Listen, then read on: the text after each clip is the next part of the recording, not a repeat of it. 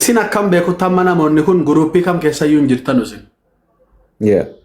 Dhugaa isa sirrii silaa dhoksaan macaafa qulqulluu gadi fagoo ta'uu hundi keenya iyyuu beenna amma isin amma hubattan tokko dhugaa isa sirrii nutti himaa guruppiin sadan kun kallattii sadan kanaani eddee sadiitti hiramee jira uummanni. Isinitti himeera tariqee sabdataa tureef dhufani malee isinitti himeen ka'e. Inni tokko foon uffatee dhufe jedha. Inni tokko Maariyaam nama deesse jedha. Inni tokko Waaqa deesse jedha. Sadii nutti ta'e kamtu sirriidha isa sirrii nu hubachiisaa. Wal hirkaa fuudhaas wal gargaaraas akkuma ta'etti malee kan guruppii inni kaanii ammallee namaan galu wama ta'e anuun beeku. Kaayyoo jedhaa maal adeemsicha kaayyootti dhiifneerra. Garuu burjaajii keessa nu galchuu danda'aniiru. Nu warra homaan beeknu dhugaan jiru isa kana. Anaafi warra komantii isinitti barreessaa jiru kana burjaajii keessa galchuu danda'aniiru. Adaraa isin immoo dhugaa isa wangeelaa isa sirrii. Isa booda daawwaa waadaan faasaa dubbatanii kitaabni qulqulluun maal jedha kan jedhu kitaabni qulqulluu waan jedhu qaba sanaan dubbachuu dandeenya. Garuu yeroo baay'ee namoonni miidiyaa irra jiran kun namuu hunda miti. Namoonni naaffaa qajeelaa qabanii dhugaama garaan isaanii dhaloota kanaaf yaadee waan dhugaa fiduu barbaadan jiru. Namoonni immoo addunyaa nama keessa jirru jara keenya baay'ee addunyaa waldhaa ol makaadha. Beekamtii barbaacha waan baay'eedhaaf intini jedhan jiru. Kanaafi calmadhanii falmii akka inni ta'u falmii gochuullee kan barbaadan jiru. Wanti nuyi beekuu qabnu immoo disaa jechuu kooti. Anamma asirra taa'ee waa'ee dinominashinii hundumaan as taa'ee haasaa taanaani dhaqee fayyina keenya irratti ijoollee burjaajeessa.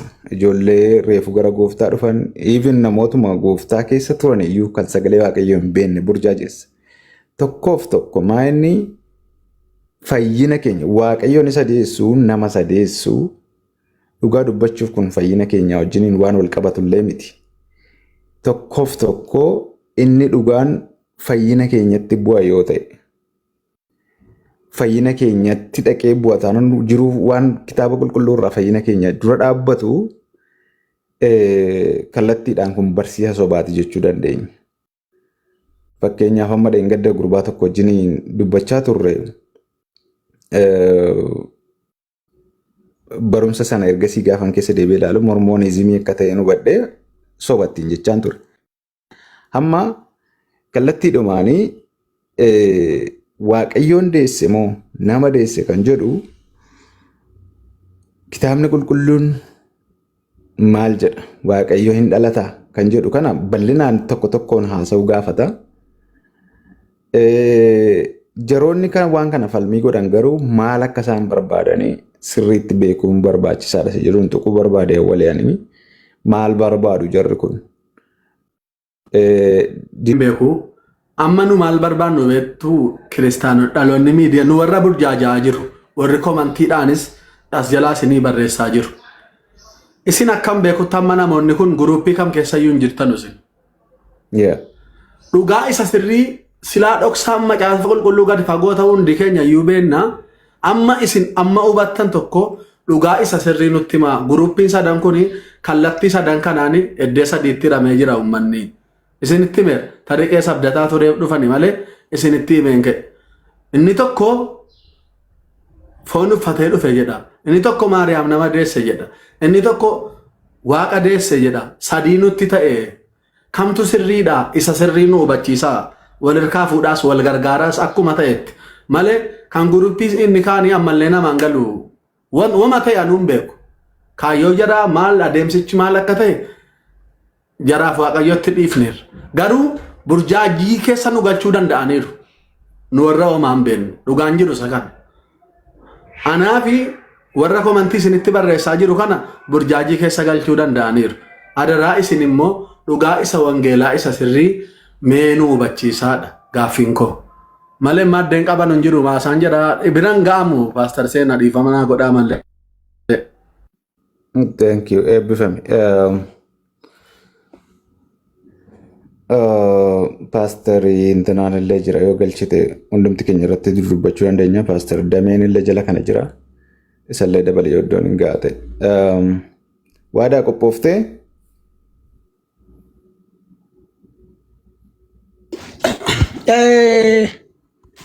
ulfaadhu paasterii ko ani daqiiqaa gabaabaa haa dubbadhu garuu obboloota keessumaa dhugaa wangeelaati dhugaan wangeelaa maal akka jedhu hubachuu barbaadanii fi waan sooshaal miidiyaa irra jiru kana dursinee macaafni maal jedhaa isa jedhu irratti yoo dubbanne gaariidha jedhee waan ani yaaduu fi bara barummaa Yesuusii fi Yesuus akkamitti akka nama ta'e isa macaafni qulqulluun jedhu isinitti himu. Achumaan immoo waa'ee yaa'ii waldaa kiristaanaa keessa dhuguma nama gaddisiisas.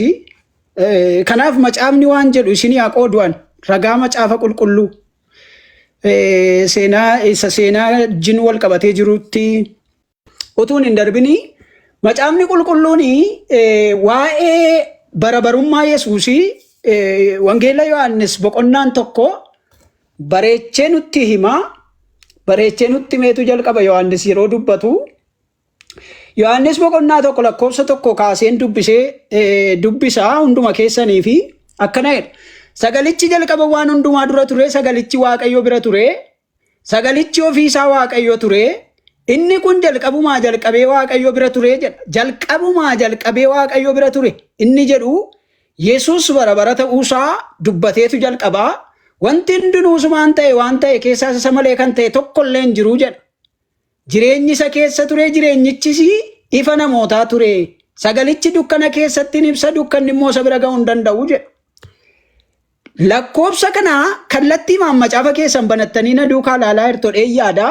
Lakkoofsa 14 irra ga'ee akkana jedha.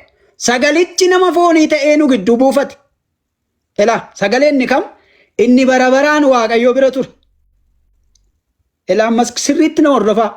Inni bara baraan Waaqayyo bira ture, sagalichi nama foonii ta'ee nu gidduu buufatee jedha. Lakkoofsa 14 ilaalaa jirtodhee yaada.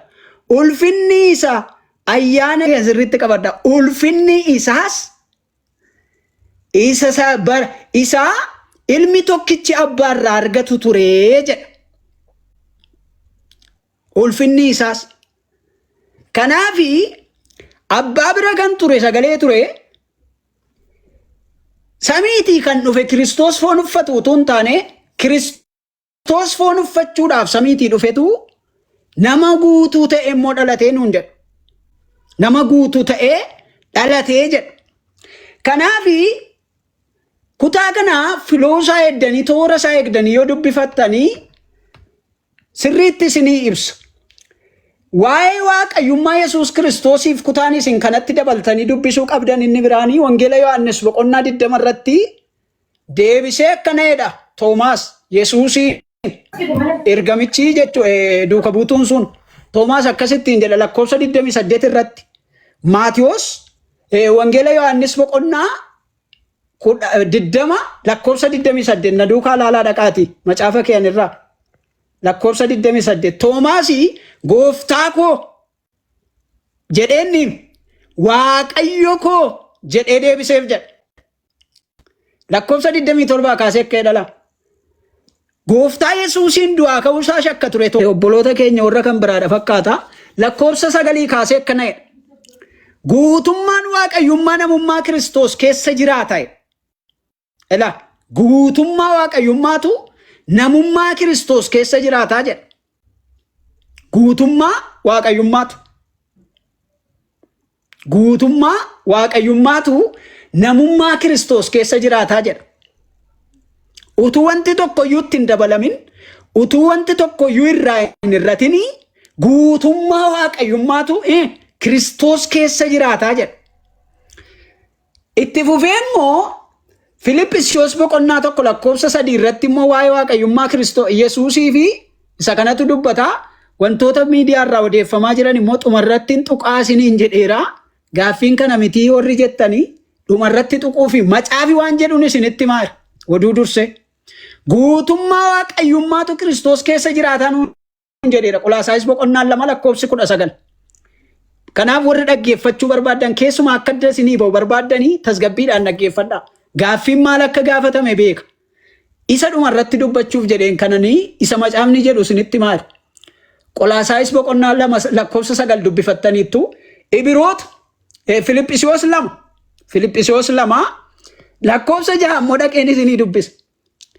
Inni bifa waaqayyummaatiin utuma jiru ulfina waaqayyummaa isaa abbaa isaa wajjin wal isa qixxeessu wanta qabatanii ulfina waaqayyummaa isaa kam isa abbaa isaatii wajjin wal isa qixxeessu.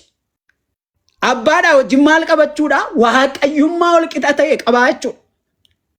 Waaqayyummaa wal qixa ta'e ulfina waaqayyummaa isaa abbaa isaa wajjin wal isa qixxeessu. Kana barreessaa adaraa keessan asirratti 1 lakkoofsa 3 irratti akkana jedha. Inni ulfina waaqayyoo isarraa in calaqqisa. Adaraa keen sirriitti na dhaggeeffadhaa. Eenyurraa? Kiristoos irraa. Inni ulfina waaqayyoo isarraa in calaqqisa. Waaqayyo akkuma jirutti isaan in mul'ata. Dubbii isaa isa humna qabeessaanis waan uumame hundumaa in baata.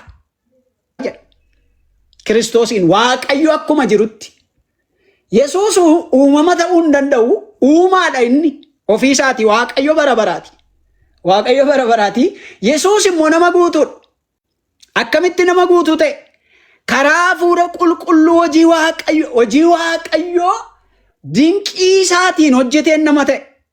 Obboloonni keenya warri musliimaa kumaatamni danuun addana jala jirtan illee Yesuus Kiristoosii dhiirriif dubartiin wal bira ga'anii piroosisii mucaan namaatti.